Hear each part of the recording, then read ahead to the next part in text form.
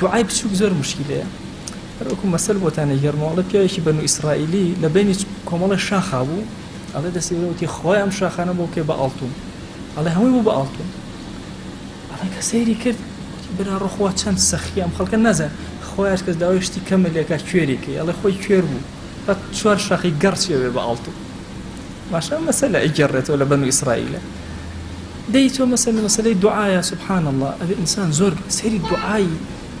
يعني سليمان كان عليه السلام خويا شتێکم بيتي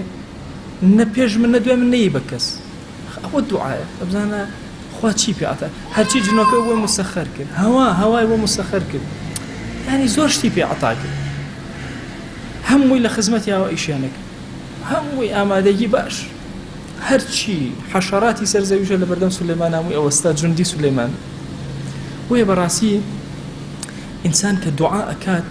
زانی ئەم دوعای گیرابوو سر لەناو کەلیماتەکانە نییە سر لە وەقت و کات و ئینکیساری دڵ بەخوا لەکوێ دڵە زۆر منکەسری ئەو دوعای زیاتر گیرایە چەند لەکوێ خۆت زەلیل کرد لە بەردەم خۆیان زیاتر خۆیە تۆم هەی کەسی ترم نییە چەند زەعیفی خۆتە نوان ئەوەنە زیاتر دەرگای خێرە لێ ئەکات